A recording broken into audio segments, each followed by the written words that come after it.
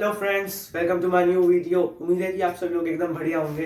तो इस वीडियो में हम कवर करने जा रहे हैं केमिस्ट्री का chapter is matter around us pure. So basically इस चैप्टर में जो कुछ कॉन्सेप्ट है वो ये है कि जो हमारे चारों तरफ मैटर है वो प्योर है या फिर मिक्सचर फॉर्म में है। अगर प्योर है तो क्या उसके अंदर प्रॉपर्टीज है, अगर मिक्सचर है तो उसके अंदर क्या प्रॉपर्टीज हैं, प्योर सब्सटेंस और मिक्सचर की क्लासिफिकेशन और क्लासिफिकेशन के डिफरेंसेस। तो मेनली यही सब चीज़ें इस चैप्टर में हम कवर करेंगे। सो प्लीज़ मेरे चैनल को सब्सक्राइब कीजिए, वीडियो को लाइक करें और नेट नोटिफिकेशन में जरूर दबा दीजिएगा, जिससे कि आप मेरी वीडियोस के बारे में हमेशा अपडेटेड रहें। So without any delay let's start a video. तो जैसे कि आप सब लोग जानते हैं कि मैटर क्या है। Matter is anything which has mass in it, which occupies space and which has volume in it. So matter broadly classified होता है दो फॉर्म में, एक तो प्योर सब्सटेंस और एक mixture. Pure substance is the substance in which all the constituent particles are of the same kind and have the same chemical nature। यानी कि जिसके जो पार्टिकल्स उसे बना रहे हैं वो सेम है, उसके सेम तरीके के हैं, उनका केमिकल नेचर भी सेम है। और मिक्सचर क्या है? Mixture just comprises of two pure substances that are just mixed together at a physical level। यानी कि एक फिजिकल लेवल पे जस्ट मिक्स हुए हैं दो प्योर सब्सटेंस और उनके बीच में कोई केमिकल रिएक्शन नहीं है, सिर्फ रखे हुए हैं, सिर्फ मिक्स हैं। सो मेनली क्या है कि प्योर सब्सटेंस और मिक्सचर की अपनी अपनी क्लासिफिकेशंस हैं जो कि अब हम करने जा रहे हैं। लेकिन मैं आपको बताना चाहूँगा कि इस वीडियो को पूरा ज़रूर देखिएगा, क्योंकि इस वीडियो में कुछ ऐसे एक्सपेरिमेंट मैं बीच में या फिर एंड में करूँगा जो कि बहुत ज़्यादा इंपॉर्टेंट हैं इस चैप्टर के अकॉर्डिंग। और अगर मैं वो जो एक्सपेरिमेंट्स होंगे अगर आप उनको देखेंगे, ध्यान से समझेंगे, तो जो कॉन्सेप्ट होगा इस चैप्टर का, जो मेन कॉन्सेप्ट होगा वो भी आपको बहुत ज़्यादा सही तरीके से क्लियर हो जाएगा। तो अब हम चलते हैं, let's move to the classifications of the pure substances and mixture. Guys, let's move to the classifications of elements।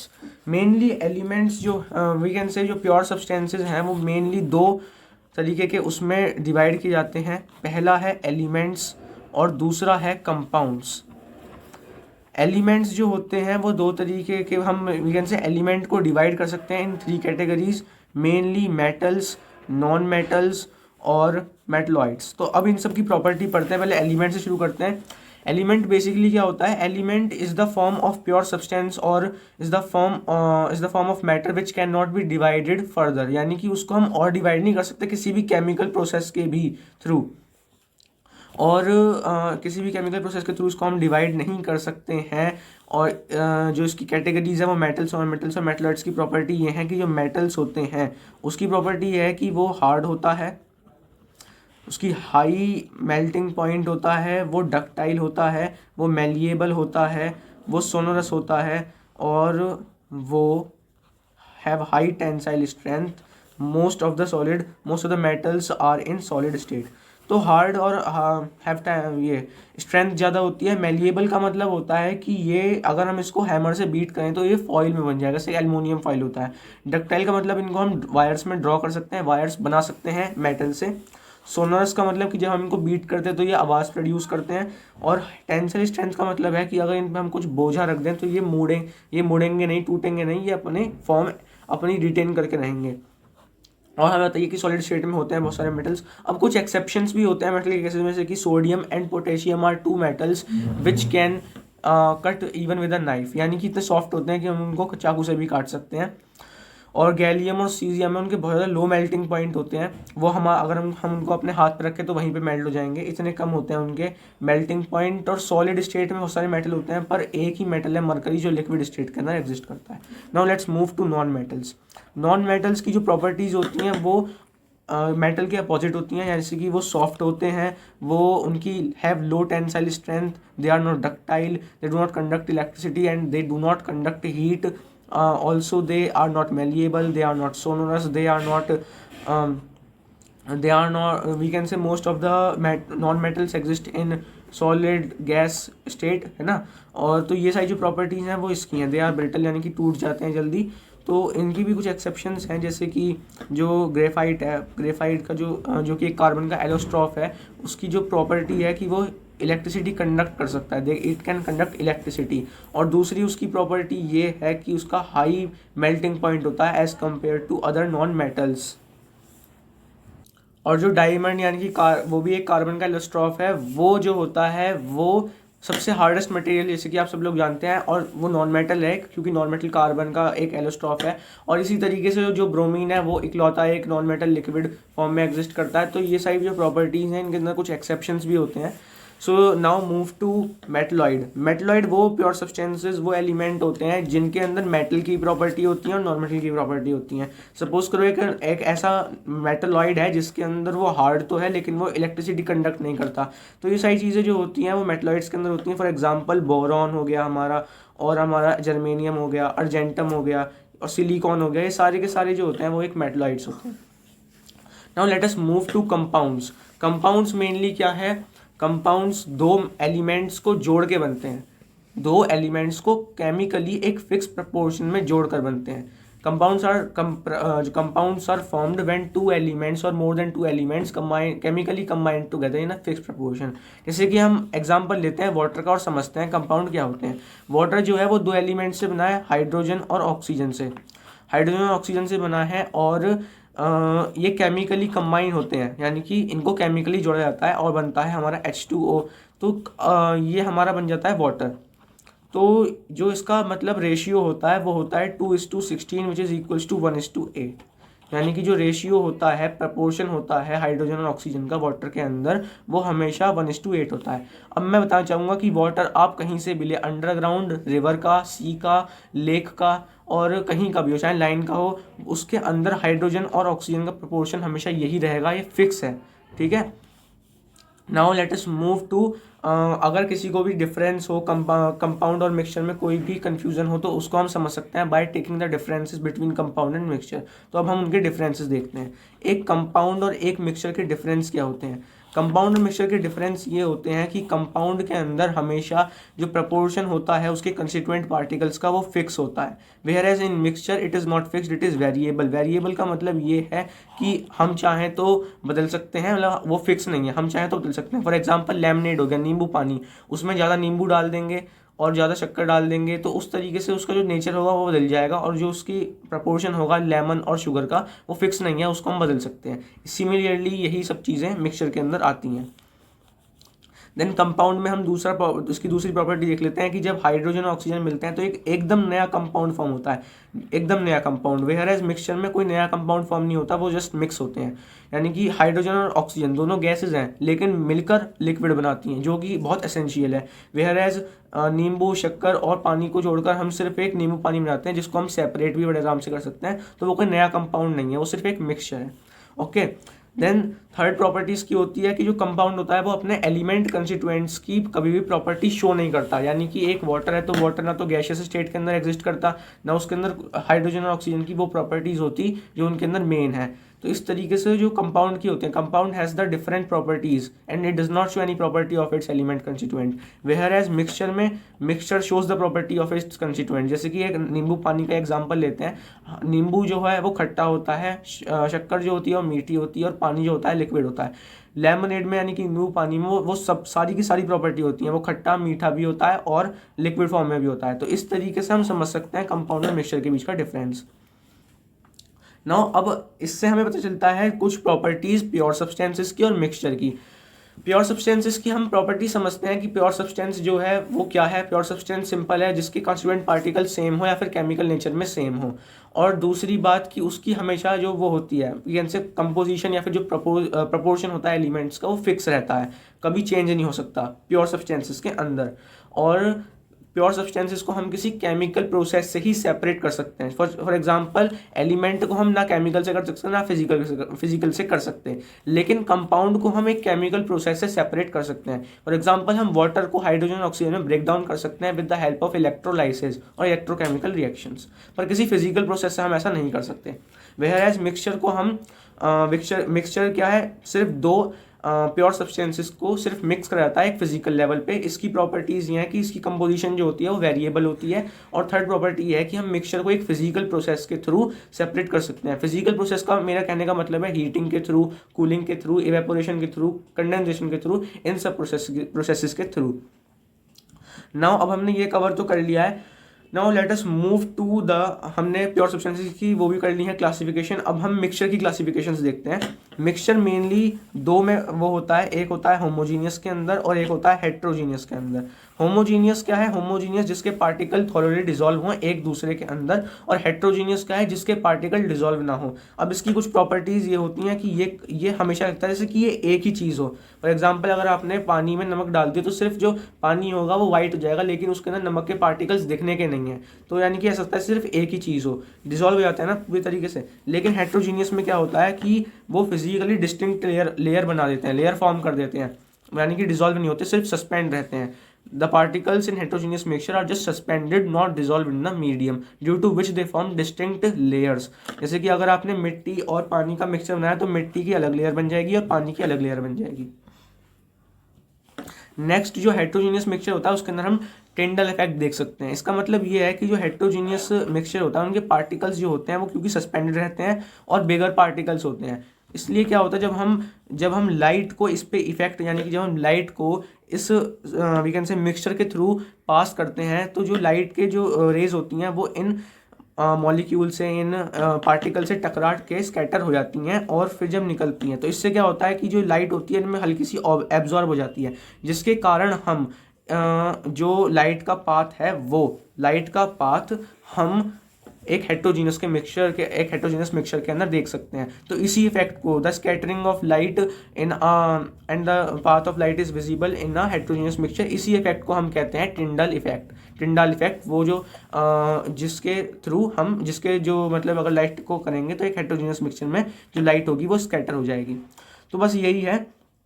और टिंडल इफेक्ट का यूज़ क्या है? मेनली टिंडल इफेक्ट को यूज़ करके हम पहचान सकते हैं कि कौन सा मिक्सचर होमोजीनियस और कौन सा मिक्सचर हेट्रोजीनियस है। किस तरीके से हेट्रोजीनियस में लाइट का पाथ विजिबल होगा, होमोजीनियस में नहीं होगा, जैसे कि हम जानते हैं। नाउ अब हम आगे बढ़ते हैं, और जो टिंडल इफेक्ट है क्योंकि ये मेन कॉन्सेप्ट है, अगर इसके लिए मैं एक्सपेरिमेंट भी करूंगा तो let us do that experiment in the end of the video और बिफोर दैट। सो अभी हम आगे बढ़ते हैं। होमोजीनियस के अंदर ही एक सॉल्यूशन होता है। सॉल्यूशन क्या है? मेनली सॉल्यूशन एक होमोजीनियस मिक्सचर है जिसके अंदर पार्टिकल ऑलरेडी डिसॉल्व हो जाते हैं एक दूसरे के अंदर। इसकी कुछ प्रॉपर्टीज़ हैं कि पार्टिकल जो होते हैं सॉल्यूशन के वो बहुत छोटे होते हैं, मतलब बहुत ज़्यादा छोटे होते हैं कि हम उनको देख भी नहीं सकते। जो पार्टिकल्स के छोटे, यानी कि due to the relative smaller size of the particles of solution they don't scatter light, यानी कि वो लाइट को स्कैटर नहीं करते, due to which Tyndall effect can not be seen in solutions और होमोजीनियस मिक्सचर्स। इसकी वजह से नहीं देख सकते हम। एंड क्योंकि उनका साइज छोटा होता है इसकी वजह से वो स्टेबल रहते हैं, because the molecular force of attraction जो कि वाटर के मॉलिक्यूल्स और पार्टिकल के मॉलिक्यूल्स के अंदर होगा वो बैलेंस रहेगा, इसलिए वो अप रहेंगे ना कि नीचे एक्यूमुलेट होंगे, यानी कि वो स्टेबल हैं। उनको फिल्ट्रेशन के प्रोसेस के थ्रू हम सेपरेट भी नहीं कर सकते। तो ये प्रॉपर्टीज हो गई सोल्यूशन की। इसके एग्जाम्पल है ब्राइन सोल्यूशन, यानी कि वाटर और सॉल्ट का सोल्यूशन। इसके एग्जाम्पल है टिंक्चर ऑफ आयोडीन, यानी कि आयोडीन और एल्कोहल का सोल्यूशन, क्योंकि आयोडीन जो होता है वो एल्कोहल में एब्जॉर्ब हो जाता है। Now let us move to some terms that are related to solution, जैसे कि सॉल्यूट और सॉल्वेंट। सॉल्वेंट बेसिकली क्या है? सॉल्वेंट वो सब्सटेंस है जिसकी क्वांटिटी ज़्यादा होती है और जो दूसरे पार्टिकल को अपने अंदर एब्जॉर्ब होने देता है। जैसे कि यूनिवर्सल सॉल्वेंट क्या है? जैसे कि आप सब लोग जानते हैं यूनिवर्सल सॉल्वेंट है वाटर, और जो वाटर है वो मोस्टली सब्सटेंसेस को सोल्यूशन के अंदर अपने अंदर डिसॉल्व करता है, तो वो क्या है? एक सॉल्वेंट है। और सोल्यूट क्या होता है? सोल्यूट पार्टिकल्स वो होते हैं जो सॉल्वेंट के अंदर जाते हैं और उसके अंदर डिसॉल्व होते हैं। तो आप समझ गए होंगे सोल्यूट और सॉल्वेंट का कॉन्सेप्ट। अब बढ़ते हैं classification of solution on the basis of its concentration of solute. अगर सोल्यूट की अमाउंट ज़्यादा है एक सोल्यूशन के अंदर तो वो एक कंसनट्रेटेड सोल्यूशन बन जाता है, और सोल्यूट की अगर मात्रा कम है तो वो डाइल्यूट सोल्यूशन बन जाता है। और कुछ सोल्यूशन ऐसे होते हैं जिसके अंदर एक जो ये सोल्यूशन है इसके अंदर एक सोल्यूशन जो है वो इतना सोल्यूट डिसॉल्व कर चुका है एक गिवन टेम्परेचर पर, एक पार्टिकुलर टेम्परेचर पर, कि अब अगर हम उसके अंदर और सोल्यूट डालेंगे तो वो उसको डिसॉल्व नहीं करेगा। यानी कि a solution at a given temperature has dissolved as much as solute as it is capable of and no more solute is added to it. Such solutions are known as saturated solution. इसी solution को हम कहते हैं saturated solution.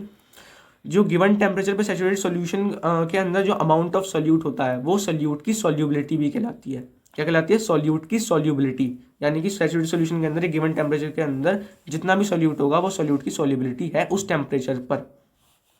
Solubility जो होती है वो temperature पे बेस होती है, यानी कि जो सॉल्युबिलिटी है, solubility is proportional to temperature. किस तरीके से, अगर हम टेम्परेचर बढ़ाएंगे तो सॉल्युबिलिटी बढ़ जाएगी, अगर टेम्परेचर घटाएंगे तो सॉल्युबिलिटी भी घट जाएगी।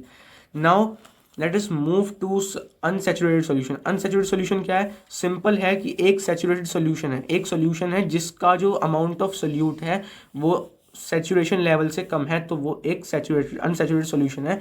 इन सिंपल वर्ड्स, जो सॉल्यूशन सैचुरेटेड नहीं है वो अनसैचुरेटेड सॉल्यूशन है।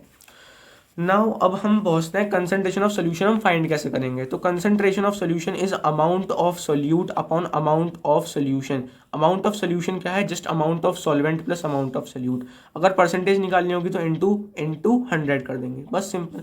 इस तरीके से हम निकाल सकते हैं। फॉर एग्जाम्पल सोल्यूट 50 ग्राम है और सोल्यूशन सॉल्वेंट 50 ग्राम है, तो इसके अंदर मुझे बताओ कि हमारी परसेंटेज ऑफ सोल्यूशन कितनी होगी, परसेंट यानी कि कंसंट्रेशन ऑफ सोल्यूशन कितनी होगी। तो सोल्यूट का अमाउंट ये हो गया, सोल्यूशन का हो गया 50 + 50 और परसेंटेज होगी into 100 which is equals to 50/100 into 100 which is equals to 50% क्या है? Concentration of solution. Now let us move to suspension. Suspension basically एक हेट्रोजीनियस मिक्सचर है जिसके अंदर पार्टिकल सस्पेंड रहते हैं, ना कि डिसॉल्व होते हैं। नोट दैट वर्ड, सस्पेंड रहते हैं, इवनली डिस्ट्रीब्यूट भी नहीं होते, यानी कि कुछ इधर घूम रहे हैं, कुछ इधर घूम रहे हैं, कुछ नीचे आ चुके हैं, कुछ ऊपर रह चुके हैं, यानी कि इवनली डिस्ट्रीब्यूटेड भी नहीं है, डिसॉल्व भी नहीं है, सस्पेंड रहते हैं। नाउ ऐसे मिक्सचर्स में क्या होता है, क्योंकि जो इनके पार्टिकल्स होते हैं वो काफ़ी बड़े होते हैं as compare to the molecule of water, तो जो इनके बीच में मॉलिक्यूलर फोर्स ऑफ अट्रैक्शन होता है वो बैलेंस नहीं होता, अनबैलेंस होता है, जिसकी वजह से थोड़ी देर में नीचे एक्यूमुलेट हो जाते हैं। ऐसे को कहते हैं हम सस्पेंशंस। क्या कहते हैं? सस्पेंशंस। ये हेट्रोजीनियस मिक्सचर होते हैं। इनके लार्ज साइज की वजह से जो लाइट होती है वो इनके पार्टिकल से स्कैटर होकर टिंडल इफेक्ट भी शो करती है इनके अंदर, बट इनमें टिंडल इफेक्ट शो ज़्यादा देर तक नहीं हो सकता। क्यों नहीं हो सकता? क्योंकि इनके पार्टिकल इतने ज़्यादा बड़े होते हैं कि थोड़ी देर में नीचे सेटल हो जाते हैं सारे, जिसके कारण जो सोल्यूशन होता है वो एक तरीके से सेपरेट हो जाता है, तो इसलिए टिंडल इफेक्ट ज़्यादा देर तक इसमें हम दिखा नहीं सकते। मैक्सिमम टू मैक्सिमम 10 सेकेंड्स के से कम के अंदर हम टिंडल इफेक्ट इसके अंदर शो कर सकते हैं। देन ये होगा इसकी प्रॉपर्टीज़। इसको हम फिल्ट्रेशन के थ्रू भी सेपरेट कर सकते हैं ऐसे मिक्सचर्स को, और इनके पार्टिकल्स काफ़ी बड़े होते हैं, जैसे कि मैं बता चुका हूँ। एग्जाम्पल इसके होगा कि आप वाटर में सैंड डाल दो, वाटर में सैंड डाल दी, वाटर में आपने कोई भी प्लास्टिक या फिर आयरन का टुकड़ा डाल दिया, वाटर में ऑयल डाल दिया, ये सस्पेंशंस के वो हैं, वी कैन से एग्जाम्पल्स हैं। Now let us move to a new type of heterogeneous mixture which is known as colloid, colloidal solution या फिर कोलॉइड्स। कोलॉइड्स मेनली क्या है? कोलॉइड्स हेट्रोजीनियस मिक्सचर ही हैं। अंतर ये है कि इसके पार्टिकल्स सस्पेंशन की तरह अनइवनली डिस्ट्रीब्यूट नहीं होते, ये इवनली डिस्ट्रीब्यूट होते हैं पर सस्पेंडेड रहते हैं। मेन बात यह है डिसॉल्व नहीं होते, ये सस्पेंडेड रहते हैं पर बहुत छोटे होते हैं और इवनली डिस्ट्रीब्यूट भी होते हैं।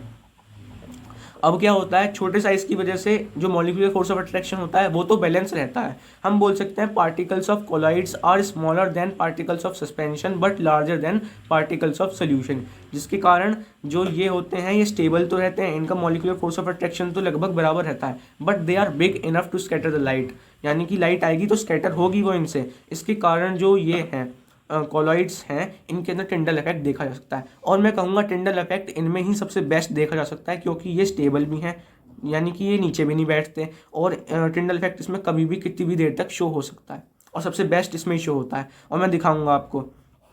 इसके एग्जाम्पल्स की प्रॉपर्टीज़ यही हैं कि पार्टिकल जो होते हैं वो रिलेटिवली स्मॉल होते हैं, इसके कारण ये स्टेबल रहता है, इसको हम फिल्ट्रेशन के थ्रू सेपरेट नहीं कर सकते, इवनली डिस्ट्रीब्यूट होते हैं पार्टिकल्स, और स्कैटर करते हैं लाइट, क्योंकि they are big enough to scatter light, इतने छोटे भी नहीं होते कि लाइट को स्कैटर ना करें। तो बस यही इसकी प्रॉपर्टीज़ हैं। इसकी कुछ वो हैं, वी कैन से टर्म्स हैं, जैसे कि हमारा सॉल्यूशन के अंदर होते हैं ना सॉल्यूट और सॉल्वेंट, उसी तरीके से कोलॉइड्स के अंदर सॉल्यूट का काम करता है डिस्पर्स्ड फेज, और सॉल्यूशन का काम करता है डिस्पर्सिंग मीडियम। समझ गए होंगे कि डिस्पर्सिंग मीडियम का काम है डिस्पर्स्ड फेज को अपने अंदर लेना, और डिस्पर्स्ड फेज का काम है डिस्पर्सिंग मीडियम के अंदर जाना। बहुत आसान है, ये जाता है ये लेता है, सिंपल। नाउ अब मैं बताऊंगा कि डिस्पर्सिंग मीडियम और डिस्पर्स्ड फेज के कारण इसके अंदर क्या क्या चीज़ें होती हैं, इसके एग्जांपल्स क्या क्या होते हैं। पहले जो इसका नेचुरल एग्जांपल है जो आपको घर पे भी मिल जाएगा वो है मिल्क। मिल्क सबसे natural we can say colloid है। नाउ अब हम करते हैं इसके डिस्पर्सिंग मीडियम और डिस्पर्स्ड फेज किस तरीके से इसको इफेक्ट करते हैं। सपोज करिए ये डीपी है मैंने कहा डिस्पर्स्ड फेज, और डीएम है डिस्पर्सिंग मीडियम, और इसके एग्जांपल्स क्या होंगे। अगर डिस्पर्सिंग मीडियम गैस है और डिस्पर्स्ड फेज सॉलिड है तो हमारा बनता है एरोजोल। किस तरीके का एरोजोल, जिसमें कि सॉलिड पार्टिकल्स हो, जैसे कि स्मोक हो गई और हमारा ऑटोमोबाइल एग्जॉस्ट हो गया, जैसे कि नाइट्रिक ऑक्साइड, सल्फर डाइऑक्साइड, इसके अंदर जो ये होते हैं इनके अंदर सॉलिड पार्टिकल्स होते हैं। नाउ अगर डिस्पर्सिंग मीडियम गैसी हो लेकिन डिस्पर्स्ड फेज लिक्विड हो जाए तब भी एरोजोल बनाएगा, लेकिन ये वाले एरोजोल थोड़े अलग होते हैं, इनके अंदर लिक्विड पार्टिकल्स होते हैं, जैसे कि मिस्ट हो गया या फिर जो फॉग होता है, इन सब तरीके के। नाउ अगर डिस्पर्सिंग मीडियम लिक्विड हो जाए और डिस्पर्स्ड फेज भी लिक्विड रहे तो ये बनाते हैं एमल्शन। एमल्शन के अंदर आते हैं मिल्क सबसे नेचुरल एग्जांपल है।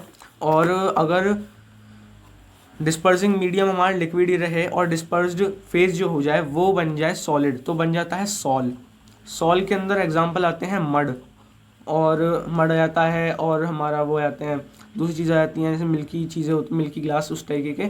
नाउ अब इनके अंदर क्या चीज़ें होती हैं कि लिक्विड के अंदर सॉलिड पार्टिकल्स सही तरीके से होते हैं, वी कैन से एक्यूमुलेट भी नहीं बोलेंगे हम, इवनली डिस्ट्रीब्यूट होते हैं। नाउ डिस्पर्सिंग मीडियम अब अगर लिक्विड हो और डिस्पर्स्ड फेज गैस हो तो ये बना देते हैं फोम। इस बार जो ये फोम होता है शेविंग क्रीम का। शेविंग क्रीम आपने देखी होगी किस तरीके की दिखती है। और डिस्पर्सिंग मीडियम अगर सॉलिड बन जाए और डिस्पर्स्ड फेज भी सॉलिड बन जाए तो बनते हैं सॉलिड सॉल, जैसे कि कलर्ड जेमस्टोन, इसके अंदर सॉलिड ही डिस्पर्सिंग मीडियम होता है और जो डिस्पर्स्ड फेज होता है वो भी सॉलिड पार्टिकल्स उसके अंदर इवनली डिस्ट्रीब्यूट होते हैं। और अगर डिस्पर्सिंग मीडियम सॉलिड हो और डिस्पर्स्ड फेज लिक्विड हो तो ये बन जाता है फिर हमारा जेल, जैसे कि हमारे वो होते हैं बटर हो गया, बटर हो गई, चीज़ हो गई, ये हमारे जेल होते हैं।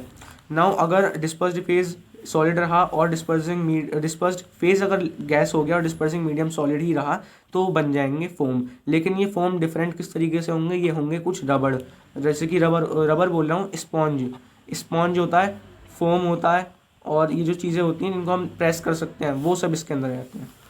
नाउ ये तो हमने पढ़ लिया कोलॉइडल सॉल्यूशंस, सस्पेंशंस, सॉल्यूशंस, सारे के सारे डिफरेंसेस। अब हम करने जाएंगे एक्सपेरिमेंट, लेकिन उससे पहले बता देता हूँ कि अब अगली वीडियो में हम करेंगे सेपरेशन ऑफ सब्सटेंसेस, और उसके अंदर हम पढ़ेंगे कि किस तरीके से हम एक मिक्सचर को। सो गाइज आपको भी ये ध्यान रखना है कि जब आप टिंडल इफेक्ट का एक्सपेरिमेंट करें तो ऐसे रूम में करें जहाँ पे रोशनी बहुत कम हो, जब भी आपकी जो टिंडल इफेक्ट होगा वो इफेक्टिव दिखेगा। अब मैंने ये बता देता हूँ मैं आपको कि मैंने एक ब्राइन सॉल्यूशन लिया है जिसके अंदर सॉल्ट और वाटर है। तो सॉल्ट जो है वो पूरी तरीके से मिक्स हो ही चुका है, मतलब एक तरीके से। तो अब देखते हैं कि क्या ये लाइट का पाथ शो करेगा या नहीं।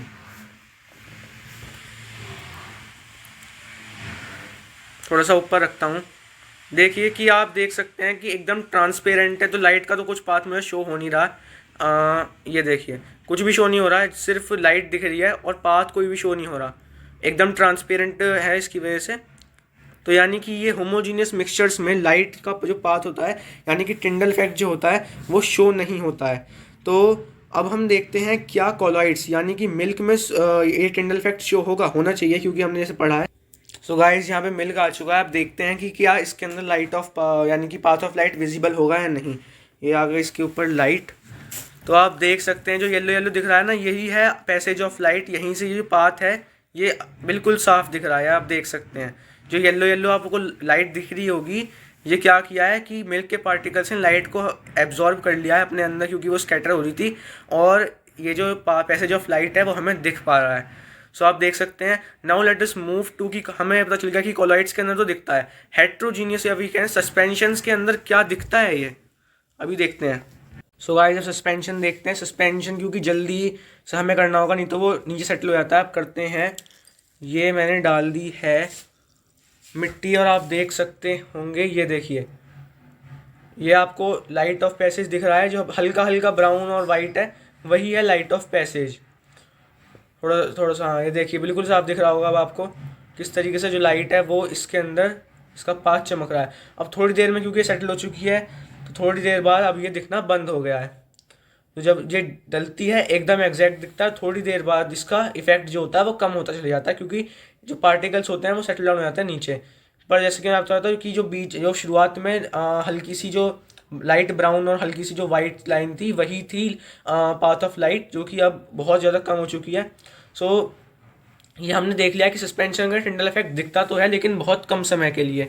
सो गाइस, इन एक्सपेरिमेंट्स के लिए मेरे चैनल को सब्सक्राइब कीजिए, लाइक बनते हैं। तो अभी लेकिन आप वीडियो मत छोड़िएगा क्योंकि अभी हमारे पास एक फैक्ट है। गाइस, अब हमारी वीडियो में या फिर एंड में या फिर बीच में एक फैक्ट जरूर होगा, यानी कि अब हर वीडियो में या तो एंड में या फिर बीच में हम एक फैक्ट देंगे। तो आज की वीडियो का फैक्ट ये था कि जो एलिमेंट टर्म था वो सबसे पहले रॉबर्ट बॉयले ने वी कैन से यूज किया था in 1661, but he was unable to stabilize a chemical we can say experimental definition about it. जो काम किया था एक्सपेरिमेंटल डेफिनेशन एलिमेंट की एंटोनी लॉर एंड लेवोसॉय, जिन्होंने लॉज ऑफ मास और laws of conservation, laws of constant proportion जो बनाया उन्होंने बनाया है। उन्होंने ये फर्स्ट एक्सपेरिमेंटल डेफिनेशन जो थी एलिमेंट की, कि element is a kind of pure substance और a form of matter which can not be divided further by any chemical process, वो एस्टेब्लिश की थी। तो guys, if you are liking my videos, if my videos are interesting, then please subscribe my channel और like करें videos को, और channel को में सपोर्ट करना होगा क्योंकि आप जानते हैं कि बिल्कुल नया नया फ्रेशर हूँ मैं। तो जितना सपोर्ट करेंगे उतनी अच्छी वीडियोस आएंगी, उतना मैं इनकरेज हूँगा। कमेंट्स कर सकते हैं आप अगर आपको कुछ इंप्रूवमेंट चाहिए। So that's all for this video. Have a nice day. Thanks for watching my video.